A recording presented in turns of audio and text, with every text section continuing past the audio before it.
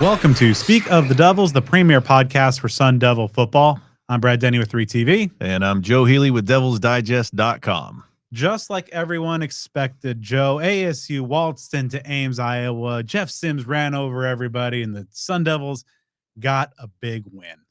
Man, after what was an absolute week from hell, starting with that dud of a ball game against Houston, and then kind of ending with the late week injury news of Sam Levitt being out for the year, Jordyn Tyson missing yet another game. It just felt like going into that ball game against Iowa State that the life and the air was being let out of this program at an extreme rate. And man, ASU really corrected things, at least for the time being, with that effort that it put together, largely due to that record-setting performance by Jeff Sims.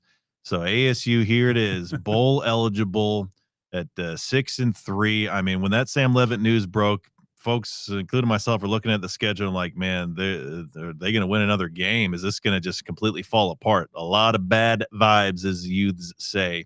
But now ASU is comfortably at its bye week with a big time win under its belt, and things are still technically alive for the Sun Devils. Yeah, I mean, the path to Arlington, narrow as it is, still exists.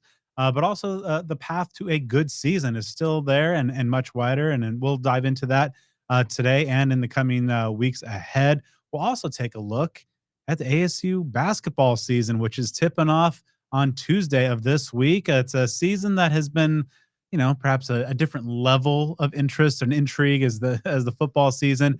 But we're going to break that all down. This new look Sun Devil squad for Bobby Hurley with Hod Rabino, publisher of DevilsDigest.com. But before we dive into what happened in Ames, how the resilient Sun Devils were able to come away with that win, let's dive into some news items that include Jeff Sims everything. For his record-setting effort, he was named the AP National Player of the Week.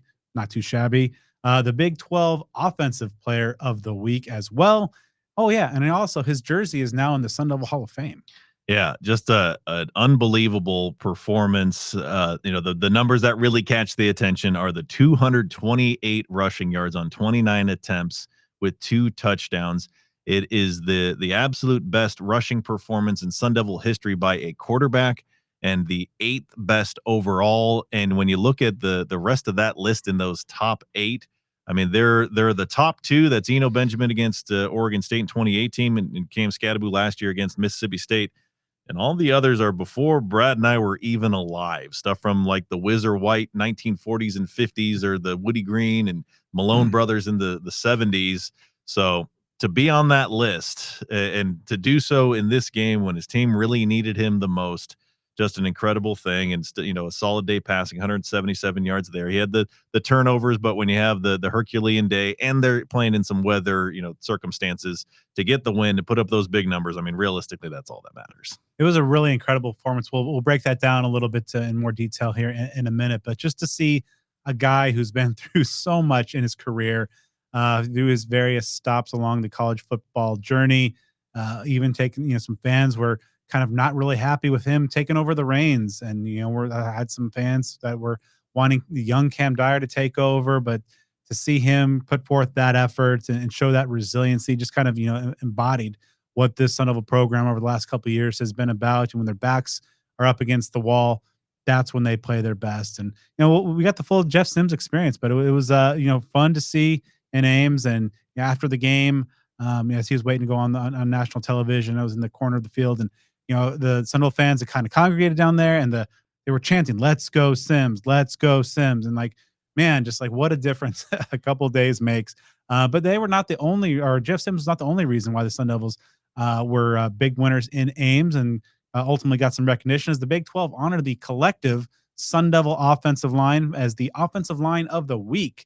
And after allowing no sacks and a season best 290 yards rushing, well deserved. Yeah, 290 rushing yards, 6.3 yards per carry, no sacks, and that's, they helped pave the way for Sims to have that record-setting rushing day that he had. So that was just really, really important for ASU to have that sort of performance as well. Another guy that I'm going to shout out, Shimon Mateer. I mean, his numbers are kind of just becoming like ho hum at the just another day at the office for him.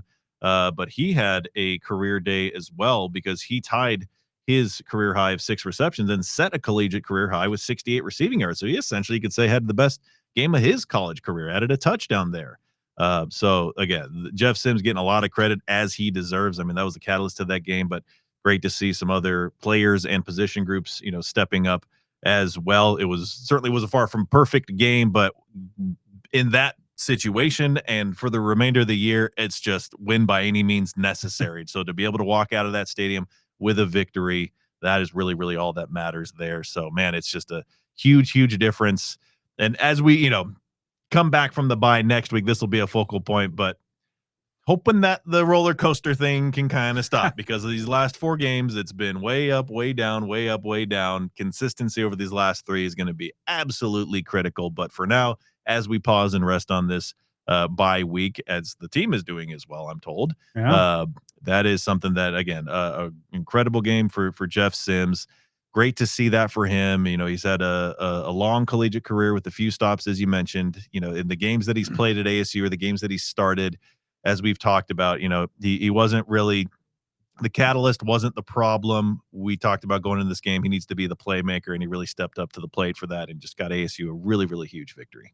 Yeah, you mentioned, the ASU approach to this bye week. I asked Kenny Dillingham after the game, that, what is his approach, with his team so banged up, and he mentioned he's going to take an unorthodox step, giving the team the entire week off from practice. There'll be no practice on Tuesday, no practice on Wednesday. He's giving them a chance to really kind of recoup. Right now, of course, they'll be kind of like, film study and other preparation, but they'll be reconvening on Sunday in advance of the homecoming game, which we now have the kickoff time for on November 15th, when West Virginia, the newly, I guess, resurgent Mountaineers, are coming to town, and Rich Rodriguez.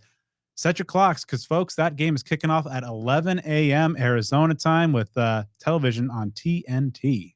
The second part is a good thing because TNT is doing a really good job, especially by I've heard, comparison, yeah. because I mean, goodness gracious, that whole ESPN Plus early in the season and, Pac-12 network still, they had some And good stuff about them, but and who knows if the YouTube TV, Disney, ESPN fiasco will still be going on, so you guys can avoid that. there you go. That issue Yeah, there. just keep it going on TNT. Everybody be happy. But man, these kickoff times for these last 2 games, it just makes me want to be quite pouty about it because it's like the earliest, near the earliest and latest. And it's like, man, when it's November football in Tempe, you get that midday thing, get like somewhere between a like 3 to 5 o'clock PM kickoff because you got this 11 a.m. and then what is it, 7 or 7:30 against Arizona? I know it's at Slate. least 7. So, man, but we will see. Not a terrible time. But it's a very early kickoff. I'd have to go back in the records, and I know there have been some early kickoffs, but that's, I mean, nothing. I don't think there's anything earlier in Tempe than 11 o'clock that I can remember. So I'm gonna have to dig deep and figure that one out. So it's gonna be some atypical type of thing going on after the bye week. And going back to the topic about Dillingham giving them the week off from at least competitive practice. Uh, when I first heard that, I kind of cringed a little bit because I'm like, man, like that last bye week, they came out of it real sluggish. But where you are in the season and just having a ton of injuries and guys playing hurt, like I think you need some time to heal, and they earned it with that victory. So though there's part of me that wants to react extremely based on how things unfolded after the first bye week of the season, it makes sense because you got a lot possible, whether you're talking about staying in contention for the conference championship or just doing what's necessary to make this a season that can be something fans are proud of, which is still on the table. I mean, where you are right now, you technically they're going to a bowl game, so they're going to play at least 13 games. You only have 3 losses now, so a double-digit win season is still technically on the table, and that would have been a really good season from the very beginning, but especially with what's gone on, I mean, that would be an incredible performance. So they deserve a little break. All right, so let's now dive into ASU's 24-19 win over Iowa State. I will say, like, I had the score right in our predictions last week. I just had the teams wrong. Okay, there you go. So, but if you were to say that ASU's heading into a game against a reigning Big 12 championship game participant, without their starting quarterback, without their season opening starting running back, without their All-American wide receiver, without their anchor of the offensive line, a host of key injuries on the defensive side, that they would be -2 in the turnover battle, commit 119 yards worth of penalties, the most in 4 years.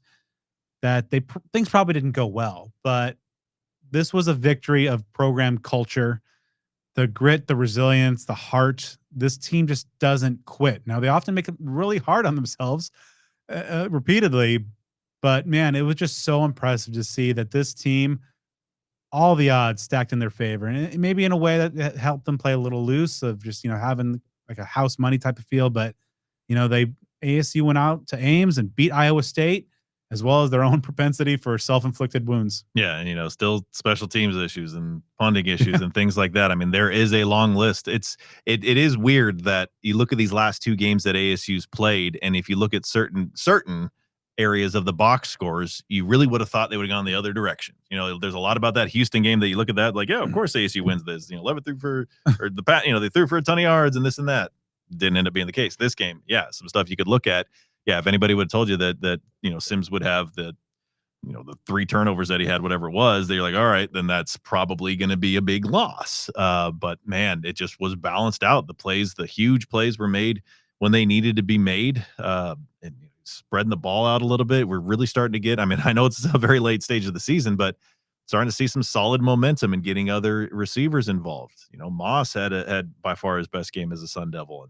And, just getting a bunch of people engaged in the offense is something that as you get to this final stretch, I think could prove to be very, very beneficial. So yeah, it's one of those games where you kind of look at it and be like, my goodness, how did they actually pull that off? And it was great to see Sims, stay in it, despite turnovers and things like that. It was getting real testy at the end, and it came down to that final stand to make sure that the ball game didn't slip away. But ASU did what it needed to do. I don't think that Rocco Beck really wants to see too much Arizona State at any point in the future, or Matt Campbell for that matter. The Cyclones have not had great luck against ASU as a member of the Big 12 conference. So it's just one of those gritty type of games that, good teams find ways to win. And even though this has been a frustrating season, and even though, it's going to take a minor miracle for ASU to achieve the goals it set in the preseason, that doesn't mean this is not a good team. It certainly is a well above average team. So to be able, again, to do that and to,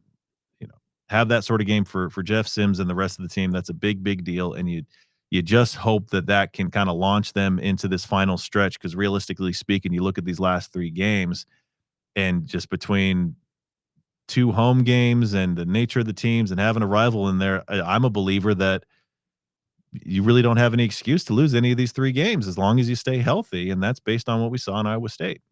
So looking at that offensive side of things, you got the full Jeff Sims experience. You saw the dazzling runs and what he's able to do with his legs. You saw the powerful downfield arm making some big time connections. You also saw the propensity for some turnovers. He's had some fumbling issues in some previous spots in his action earlier this season, but you mentioned 228 rushing yards. No player in the country, by the way, that led the country in rushing in week 10 or whatever this is. So quarterback or otherwise, the 177 yards passing with the score there. You just saw a guy that, I think you and I both talked about on the last episode that, the first couple starts as a Sun Devil was really just kind of game manager. Don't turn it over. He didn't turn it over, and really wasn't the reason they lost, but also wasn't the reason they won. This one, we were kind of advocating for him to really kind of be unleashed, and he was, and that of course that comes with the ability or the the risk of turnovers, which ASU had a couple. But you also saw the big plays on Saturday in windy, cold, sometimes rainy Ames. Those big plays were more than enough. ASU gained 467 yards with all that host of injuries. That's the second best total of the season. 290 rushing yards at the most since the Kansas game last year. You mentioned Mateo Moss, coming up with some big receiving performances, and that for me, like the ability to show that he can connect downfield, I think that's going to really help ASU in the coming weeks. So offenses can't throw 8-9 guys in the box and just run QB power and QB run game like I think you saw some of the prior game plans. And then the hat tip to the offensive line. I've been very critical of them so far, and they were continuing to mix and match. True freshman Makai Stewart got the start at left guard. He got pulled kind of early, but got his way back in. But the offensive line got so much better as that game went on, and as the ground game had success. I think they were able to just really dial in, didn't give up a sack, and really just helped to pave the way for a huge day offensively. But when it comes down to it, it was the day belonged to Jeff Sims. The crowd chanting his name at the end, and having his parents there, and just all the national and local recognition. I mean, it was really just an incredible sight to see. And what's kind of funny is for as much heat as ASU special teams have taken all year long, and highly justifiably so, man, ASU won by 5 points, and Iowa State's kicker, who's a very good one, missed 2 field goals. And that's like your difference right there. So ASU benefited from the opposing team having some special teams issues. So yeah, I mean, this was one. It's. I feel like I have not been right with the team that I've picked to win an ASU game in several weeks. I can't get it right because this one, man,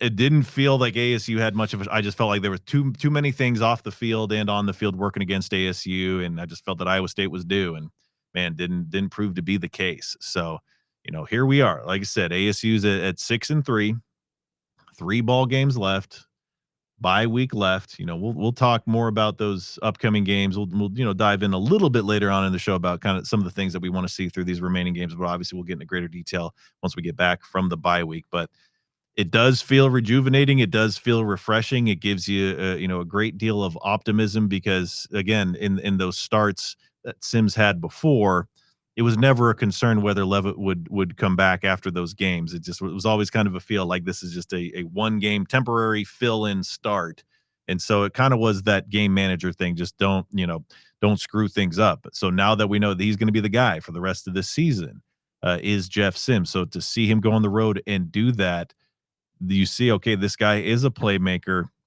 and it's good that he was able to still do what he did, because you could think of a guy with the background that Sims has, because that's been the book on him, is he is a dynamic player, has a propensity to turn the ball over. That's pretty much a very brief summary, before he came to Arizona State. So sometimes those guys, it can be like, you're playing not to make mistakes, like if you're a baseball player and you're just trying not to strike out, you're not really looking to get a hit or a home run or something like that. You're just trying not to make a mistake.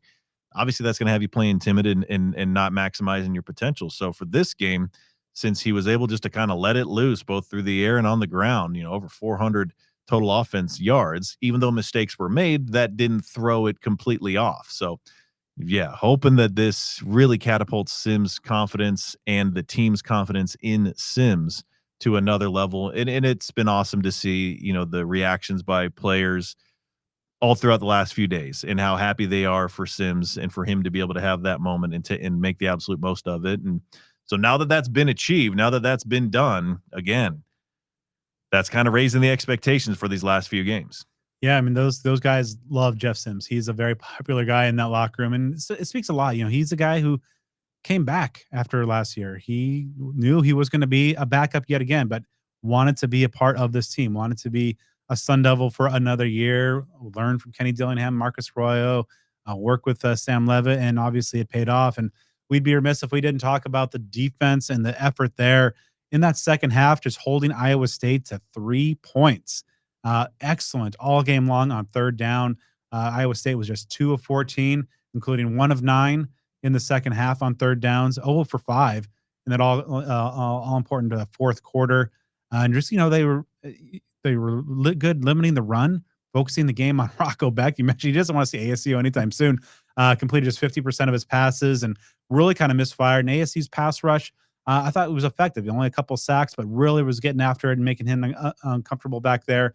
I had the costly pick that was picked off by Jordyn Crook.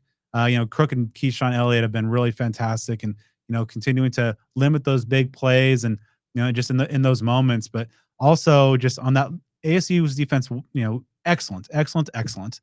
But man, did Iowa State really screw up on that final drive with that spike that was completely unnecessary, that cost them a down that ultimately, they ended up turning it over on downs.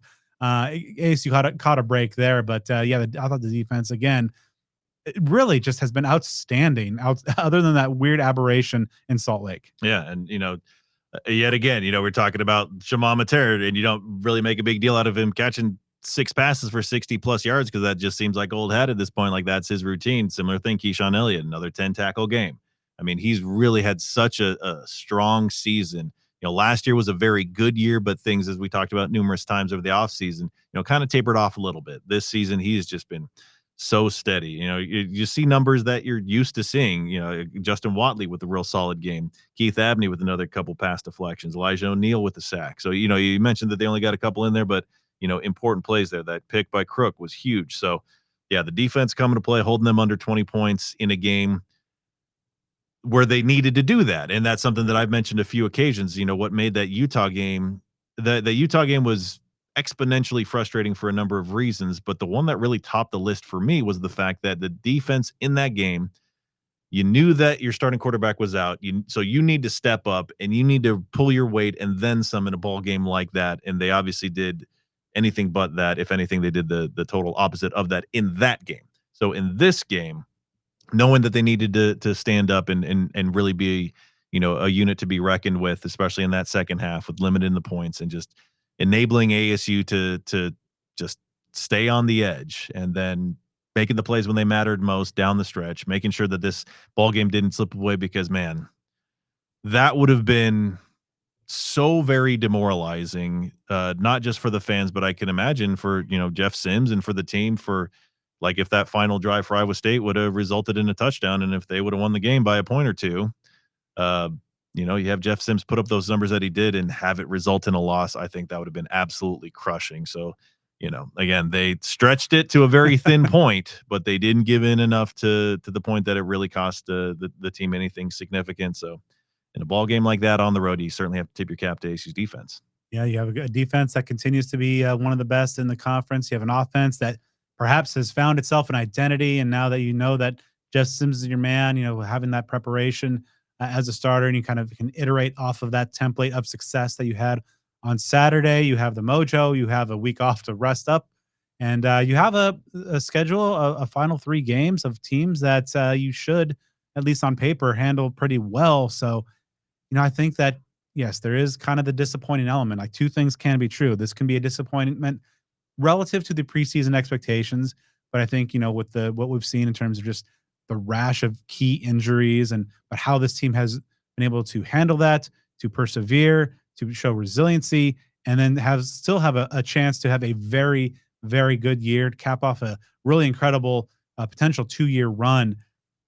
I think when you look at the totality of all these data points, I mean, you have to look at really at a Sun Devil program that continues to be ascendant. Yeah, and I'm curious to see how the fan base handles that, especially actually regardless of the outcome, because there's so many different possibilities. Because I think at this point with the injuries, I'm not saying that you throw the expectations off the table, but you just have to take that into consideration. If you're losing your starting quarterback, your preseason offensive player of the year in the Big 12 conference, a guy that folks are saying is a real bright NFL future, if you lose him for, ultimately 5 games, if you're counting the fact that ASU now is guaranteed a postseason spot, if ASU is still able to win 9 or so games, and then they obviously can win even more than that, I mean, that's something that even if ASU finishes 4th in the Big 12, something like that, I think that you have to see the forest for the trees and be subjective about it and understand that that's still a dang good season. But obviously, there's a lot left to be played before we put a stamp on the season and evaluate it that way. But all things considered, this was a game that I was really concerned was just going to kind of break the team. That it was just going to be a real, because Iowa State the whole time was a beatable team. It's not shocking for ASU to have beaten Iowa State. It's not like that Texas Tech game where that just didn't make any logical sense in the best ways possible. So for Iowa State to be a beatable team, it just felt like ASU had so much working against it heading into the game that it just would kind of beat itself or not be its full self, and Iowa State would maybe squeak one out. But obviously that didn't end up being the case. So really encouraging.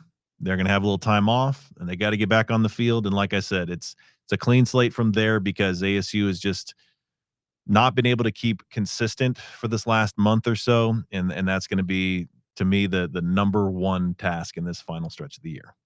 All right, let's switch gears now. And ASU basketball is tipping off this week. It has a little bit of a different feel and anticipation to what this football season came into. But hey, nonetheless, let's dive in with our good friend Hod Rabino, publisher of DevilsDigest.com, making appearance 109 here on Speak of the Devils. Is it old hat by now, Hod? Does it ever just feel like just a kind of routine, or is it you still got the thrill of being on the show? I still got the butterflies, just like for that game begins or before the tip off of the season, which is tomorrow night, Tuesday. There we go. Now, before we jump into how things might look for this season, let's take a quick look at kind of the state of the program. And it feels like it was a very long time ago, but we are only a couple years removed from a real solid ASU team in 2022-23, made it to the tournament, some memorable moments that year. But since that point, it's just regressed year over year. Last year, ASU had its second worst conference winning percentage this century. So my question to you is, how did we get here? What took this program that, had so much hype and energy and felt like they could knock off, any team that they played? What has brought that excitement of the Guard U era to where we are right now, where you've got a program with a coach whose tenure at ASU is very much on life support? Well, let's put it this way, Joe. I think this time last year there was a lot of promise. There was a lot of excitement when you brought two five-star freshmen in Jordyn Quaidens and Jason Sanan. You brought a player that, at least from the neck down, BJ Freeman was a very talented player. I mean, there was a lot of talent that was brought in, both through the recruiting class and the transfer portal.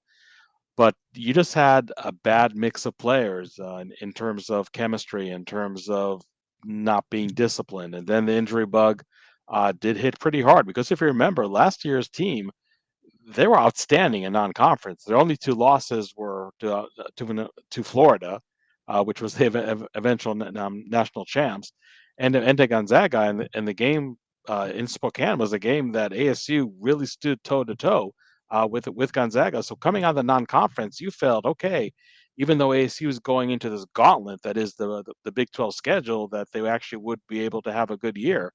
But I just felt that things just unraveled pretty quickly. I think that injury to Jason Sanan really hurt ASU quite a bit. If you remember, he tried to come back, wasn't himself. They kept on sitting him out, and then the injury to Jordyn Quaidens really did this team in. Then you had all the discipline issues with BJ Freeman, which I think kind of dragged down the quote unquote Boy Scout and Adam Miller. I mean, it was just really, one soap opera after another, and it's just kind of unfortunate that Bobby Hurley really let things, at least from a discipline standpoint, unravel that quickly. Obviously, you don't have any control over injuries, and Bobby Hurley, ironically, after he had that team full of malcontents like Josh Christopher and Bagley, he said, "Okay, I learned my lesson. I'm really going to try to recruit good character guys." And unfortunately, after what we saw last year, that was definitely not a lesson learned. So there's been a lot of peaks and valleys in Bobby Hurley's tenure, and last year, like you said, was quite the valley.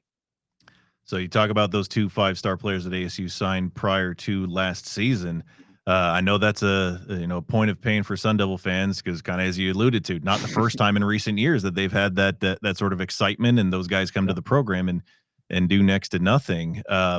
Those two players they didn't enter the draft and they're still at the college level, but neither is at Arizona State with Quaintance at Kentucky, Sandin at St. John's. So what was it that enabled ASU to lure those players to campus and get them to sign for ASU and play in the program for a year, but failed to retain them beyond that first year? Well, I mean, long story short, in terms of being able to bring them over, there was, if you remember, a deal in the works for a Hard Knocks style documentary that was supposed to follow Arizona State basketball, and that never came to fruition. But the money that was going to come from that documentary, that's what ASU was banking on. They really dealt with a shady organization to begin with, and shame on the powers to be not knowing who they were getting into bed with when it comes to this documentary, which never was able to lift off the ground. Luckily for ASU, the boosters did come through, and were still able to honor those NIL commitments to Quay and Sanan and also other players for that matter. So that's how ASU was able to lure them in. But in terms of things, unraveling, basically, those two players in specific knew that okay, maybe I'm not going to go to the NBA draft, and maybe injuries is part of it. But staying here at ASU is definitely not going to increase my draft stock. I mean, again, just for the program to take the tumble that it did in Big 12 play, really had zero incentive for any of those players to actually stay on board in Tempe. So that's why they left. And basically, their teammates in the locker room kind of knew that, okay, this is what's going to happen. So here you are, having a team that returns only one player, Trevor Best, a player that this time last year was still not in Tempe, if you recall. He was actually a mid-year transfer that arrived here in January. So when it comes to ASU, when it rains, it pours, and when it comes to just a lot of issues surfacing more and more and more, that's how you end up with a brand new roster and losing really talented players, which is a damn shame, obviously.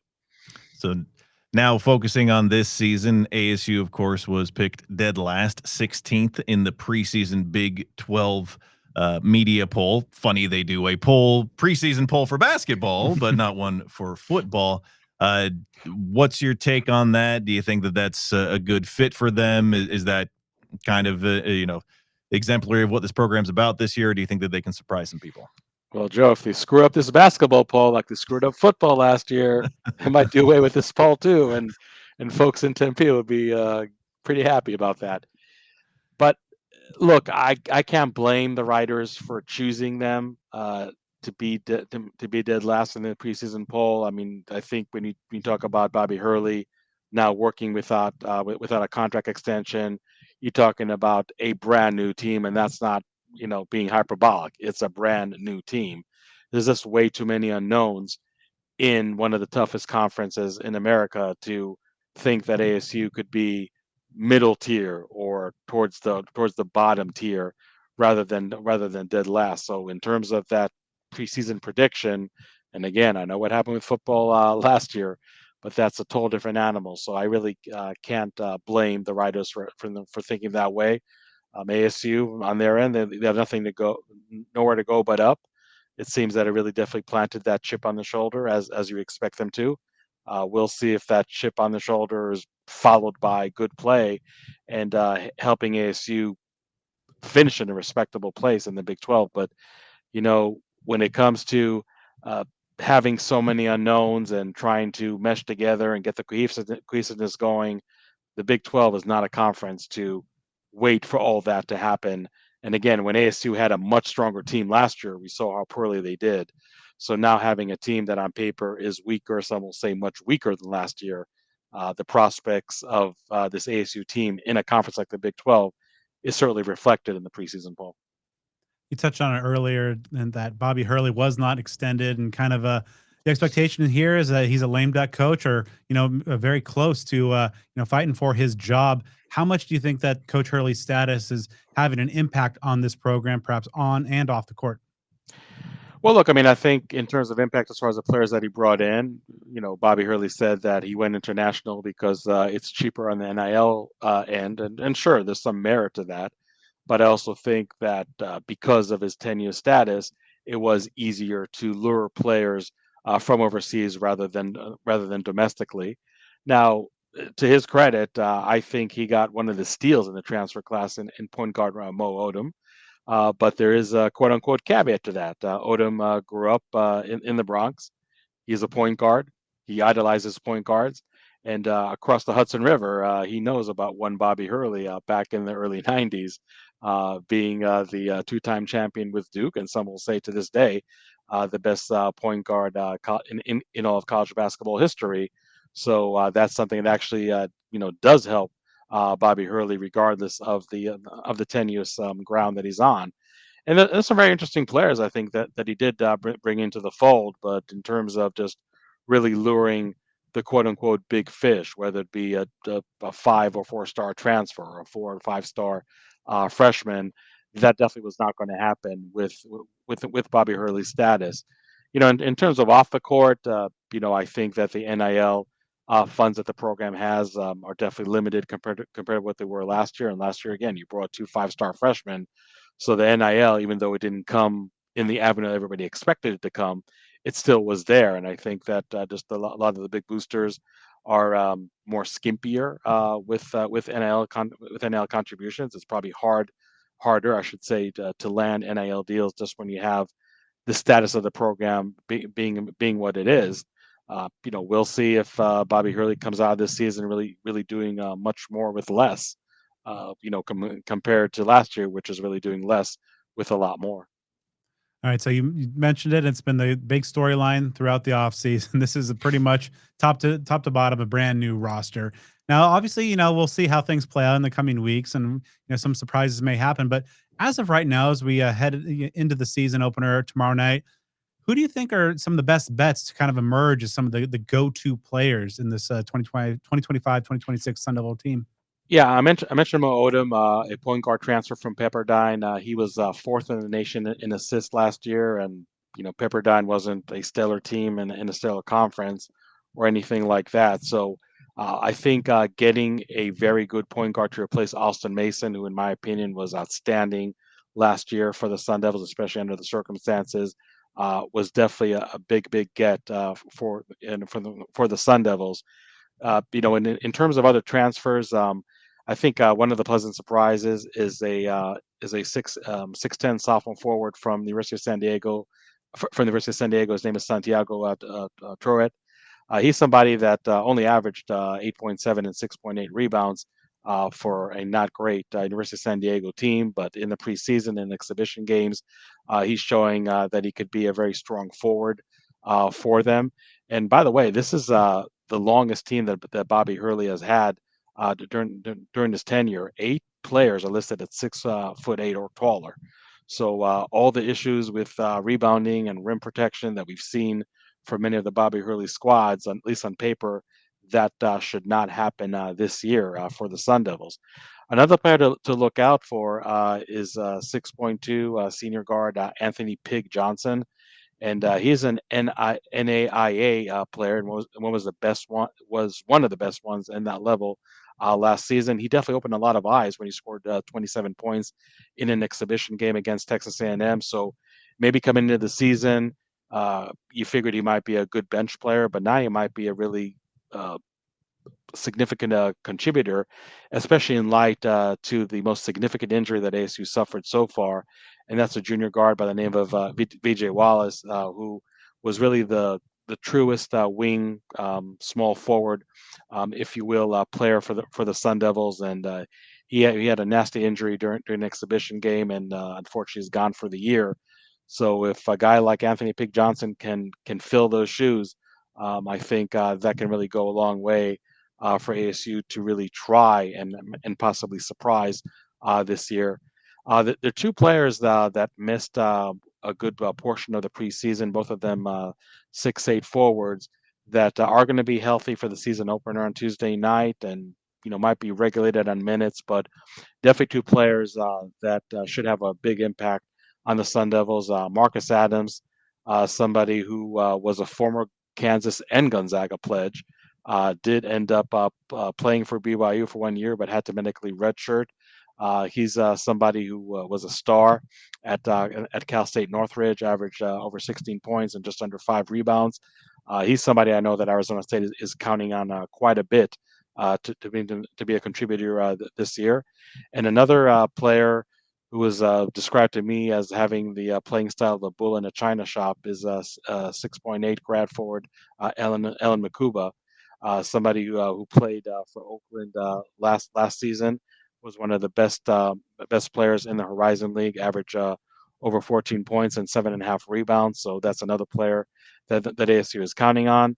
The last 2 players I would mention, one, and I hope I won't butcher this name, Andrea Grobovich. He's somebody who's a classic stretch four, just your typical European player that can really just sink it from distance. Somebody who actually had a 3-point shooting clip of 44.7%. So when it comes to 3-point shooting, he's definitely going to be the one that they do count on. He's also 6'11", so definitely just another example of how much size there is on this Sun Devil team. And the last player that I would mention is a 7'1" freshman center from Senegal, Dame Salane, somebody who is a true rim protector, does have a well-rounded game in terms of having a nice shot on offense, but definitely able to post up and play in the paint, and also a good rebounder too. So those are some players that I mentioned. And actually, another player for Senegal that I should mention is Massapa Diop, also for Senegal, also 7'1". Again, a very well-rounded player, somebody who has a soft touch on his jumper, definitely can block a lot of shots, a good rebounder, and somebody who's going to be the starting center from day one, and somebody the Sun Devils are going to lean on quite a bit. So there's a lot of new names. Some of the names are easier than others to pronounce, but those are some of the players that I would look out for this Sun Devil team. Yeah, I think my old man's going to get quite a lot of practice on some new names and some challenging words there out there on the broadcast. So, Yeah, that pronunciation guide is going to be worn out by game 3. oh From yeah, grumbling. Tamro's going to be on top of his stuff this year, I'm sure. And Kyle Dodd too, by the way. That's the truth. So you mentioned JUCO transfer VJ Wallace, who of Yeah. course is going to miss the season due to that injury. Obviously, didn't really see too much out of him, but as best you know, how significant of a loss is that? Do you know how he was planned to be factoring in this year? Yeah, he definitely was going to be a starter in my opinion, because it's funny how this roster is constructed. Like I said, you have 8 players who are 6'8" or taller, which means that you don't really have much of a backcourt. Aside from a few players that are around 6'2", 6'3". Vijay Wallace is 6'5", so he really was just that true wing player at the 3 spot. That is definitely a significant loss for ASU. A guy like Anthony Pig Johnson isn't as tall or as physical as Wallace, but shooting wise, if he can just provide that dimension to the Sun Devils, maybe there's not going to be that much of a drop off. But make no mistake about it, VJ Wallace, at least on paper, right here, right now, is a significant loss for ASU. And my next question is a topic that you've been hitting home already. We are in mid-season form here, and that's the height of this team. There Yeah. are 5 guys between 6'10" and 7'1", and another 3 that are 6'8", 6'9". So you got 2/3 your team is over 6'8". You mentioned the rebounding and things like that. How else do you see that new height? It's a very different look than the guard U days. So how overall do you see that height impacting how this team functions this year?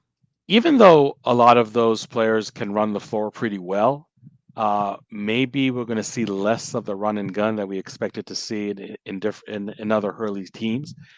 And I think when you're going to be the quintessential underdog almost in every game in the Big 12, maybe slowing things down, being more methodical, being more disciplined on and off the court. Maybe that's going to be the new DNA of a Bobby Hurley ASU team. Again, very very different from what we've seen from other teams, but in my opinion, at least, I know a lot of people are going to point to the Guard U as the best Bobby Hurley team. I think the best team, and I think you guys mentioned it too in previous podcasts, was a team where you had Lou Dort and Zylan Cheatham. Remy Martin was still there, and I just thought that was a team that was more physical. Didn't have that much of the run and gun element to it, like other teams, but were very very disciplined. Did play very very good defense, and I think if the Bobby Hurley's team this year can really uh, resemble somewhat the squad that we saw, back then, maybe ASU can really surprise a lot of people. But my hunch with all that height, and again, I know a lot of those taller players can still run the floor well. I don't know if we're going to see that helter skelter pace that much from ASU, and if we're going to see any faster pace, I think it's going to be maybe more just a function of a fast break, and really look, with all that height, there better be a lot of block shots and rebounds that ASU can generate a fast break and transition baskets right away. But I think we're going to see maybe more half court sets rather than just playing from a set piece, if you will, like your hair is on fire, and take an ill-advised shot way early in the shot clock. I think we're going to see less and less of that. So when you look at this team and so many new pieces, maybe hard to project, but what do you think could be some of the strengths of this year's team? Yeah, really. I mean, aside for the rebounding and the rim protection, which again, with all that height, with all that length, I think it's impossible to mess that up. And hopefully, nobody proves me wrong here in the process. But I also feel that Mo Odom, if he really plays up to his capabilities, if not playing better, just because of having a higher caliber of players around him.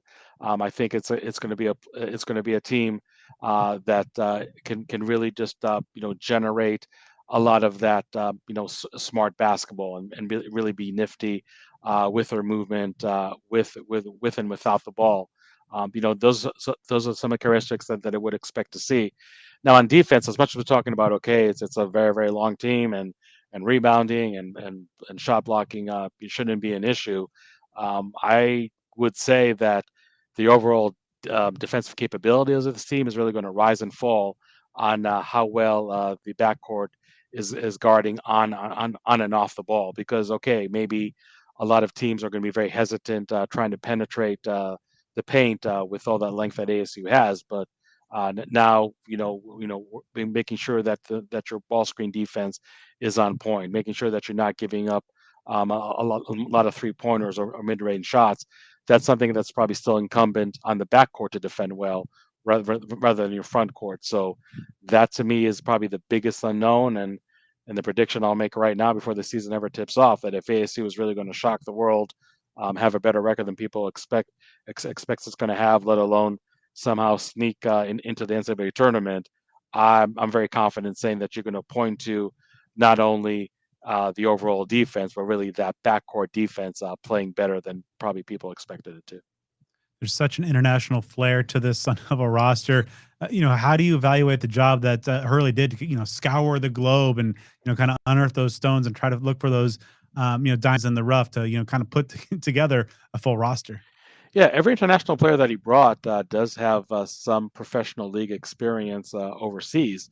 So, even though some of those players are young in terms of their birth certificate, there's still players that played against more mature players. Now, I know there's an argument out there that okay, I mean, playing in the second division in Spain, for example, is that really equivalent to Big 12 basketball? And I think the biggest thing is really the pace of the game, and that's something the international players are really going to have to get used to. And I know they got a little of a taste of that in the exhibition games, but obviously, once Big 12 play starts, or playing a team like Gonzaga, which is coming up pretty quickly on the 14th, that's when really the rubber meets the road in terms of okay, how much you as an international player are able to adjust to the American style of game. In terms of chemistry and cohesiveness and character, it does seem from everything I've seen and people that I talk to that everything is really in place for that. And I would still say that's a necessary foundation for international player to even have a chance to succeed in the American basketball arena. But in terms of getting really used to the physicality and the pace of the game, I think everybody can say and do all the right things, but until we see the games actually unfolding and seeing how the international players can really deal with all those elements, it's still going to be an unknown. So what would you say is, kind of in totality, kind of a realistic best case outcome for this brand new roster, coach on the hot seat, and kind of a program in flux? Look, I mean, to be just above 500 overall, maybe not be that far fetched like a lot of people think it will be. You look at the non-conference schedule, and it's pretty challenging, but I've seen definitely more challenging in years past. So if they can, make some noise early on, maybe that's actually the confidence that can be given to this team that they need so much going into Big 12 play. But really, in terms of the ceiling, finishing one or two games overall above 500, maybe winning, I would say, I don't know, 3, 4 more games in the Big 12, more than they won last year. I think that would be probably the realistic ceiling for this team. If they prove me wrong in a good way, so be it. But again, there's just really just a lot of unknowns, and again, when you bring into so many international players into the fold, in terms of the on-court acclimation, which right now everything is going as well as can be expected. But once the games start, how much of an uphill battle is that going to be for those players? That is just a huge question mark. If it's answered successfully, we might see a surprising season from the Sun Devils. And no, I don't think it's too hot and spicy of a take to say that the odds favor the outcome of this being the final season of Bobby Hurley in Tempe. Yep. Now then, what, in your opinion, needs to happen for Hurley's tenure to continue beyond this season in Tempe? Honestly, nothing short of an NCAA tournament appearance. I mean, do you think that that's good enough? Like, do you think if they're a bubble Dayton team, do you think that'll itself be good enough, or do you think that's? I think it'd be hard for Graham Rossini, the athletic director, to fire Hurley after being picked 16th in the preseason media poll to get an NCAA tournament, even if it's just the play-in game at Dayton, which I know ASU fans are sick of. But yeah, I just can't see Graham Rossini still pulling the plug on Bobby Hurley if that were to happen. Because look, I mean, that really, I would like to think would shut up the critics, because you're not coming with that much fanfare at all. So I mean, like last year, if you made it to Dayton, and I know you didn't even come close to that, but last year if you made it to Dayton, I could see fans being up in arms, and I could see Rossini still not extending Bobby Hurley. But if you make it this year to Dayton to the NCAA tournament, I think that just puts everything in a whole different light, just because the expectations internally and externally, I think are pretty low. So yeah, I think it would be pretty much NCAA tournament or bust for Bobby Hurley, even if it is quote unquote the playing game in Dayton. And before we get you out of here, Hod, tell our viewers and listeners what you got going on at Devil's Digest. It's that busy time of year where we got some crossover going between football and basketball. So tell them all about what you got going on. Yeah, you basically took the words out of my mouth. When I got the overlap between football and basketball, things are busier. Even though it's a bye week, we'll still have some football features coming up this week, and obviously our coverage in basketball is already started with a season preview and covering the season opener and the games to follow. We even have a baseball article on our front page. Fall ball is beginning over here for the Sun Devils and the baseball team. Definitely on paper, looks like it is improved over last year. So, when baseball coverage obviously is going to continue, not only through limited features in the fall, but definitely full throttle come January, February, and the rest of spring. So we have that going. I think we're about just 6 weeks away from the signing period in football. So before we know it, it's going to be here, and we know that the transfer portal is going to be here in January. So there's going to be a lot of recruiting news to cover over the next few weeks and couple of months, and obviously the home stretch of this Big 12 football season. So really, bye week or not bye week, we're going to be plenty busy this week, plenty busy in the months to come. We'd love to have you join us at devilsdigest.com as a subscriber. As you know, and I know Joe is very good about the live reads. When you get a premium subscription to Devil's Digest, you have premium subscription also to all the online content on the On3 and Rivals network. And also, it's a 2-for-1 deal, because you also get a complimentary annual subscription to The Athletic.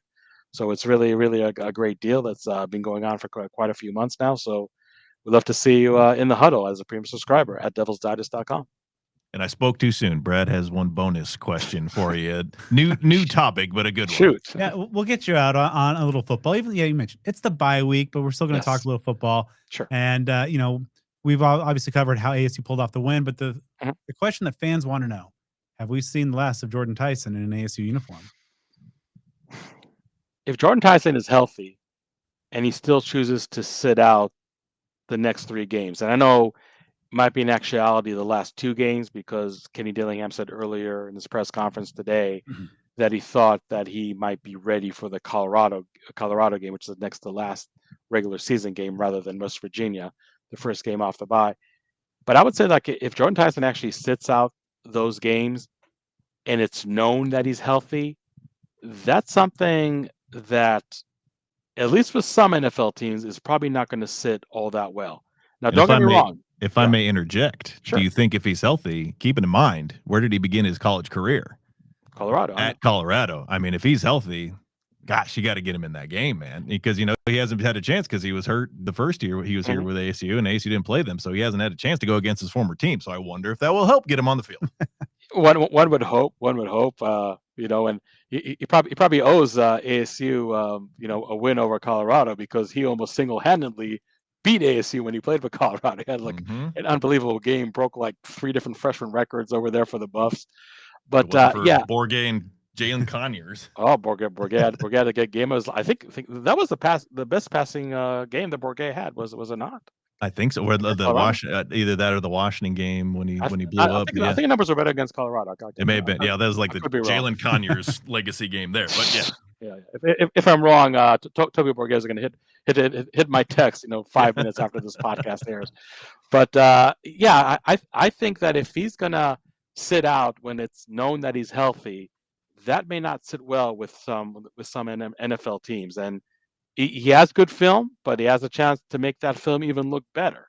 And maybe him playing the last 2-3 games for the Sun Devils, even though it's Jeff Sims behind center and not Sam Levitt, it's still on paper a chance to make that game film look even better.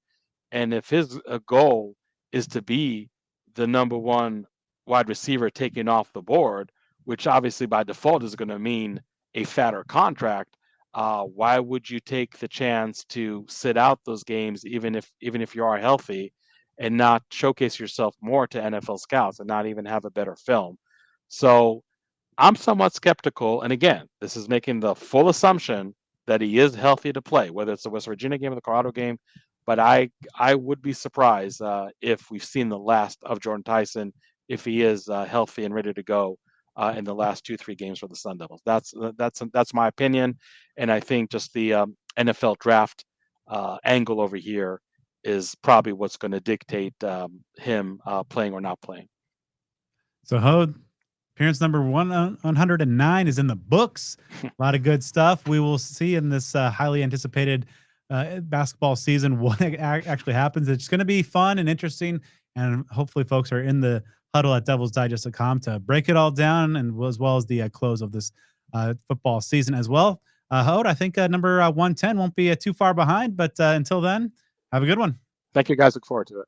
And that's going to do it for this episode of Speak of the Devils. I'd like to thank Hod Rabino stopping by for the 109th time to talk some hoops. As mentioned, this is a bye week, so be sure to be productive and rest and do whatever you got to do this weekend and get ready for ASU's homecoming game on November 15th, which will kick off at bright and early 11 a.m. And make sure you stay with the show on the social media side. You can follow the show on Twitter at SOTD Podcast, on Instagram at Speak of the Devils, and subscribe on YouTube, follow on Facebook, and give me a follow on all things social media at BDenny29. And you can follow me at Joe Healy 42. We're not going to let you out of here without giving some love to our awesome sponsors, of course. Nice Pest Company, Cactus Sports, Jones Auto Group, Burrito Express, devilsdigest.com, Sun Devil Family Charities, and More Lending, LLC branch NMLS number 2732146. Once you're done supporting all of our amazing sponsors, make sure to drop us a 5-star review on the podcast platform of your choice. Drop them a 5-star review on wherever you review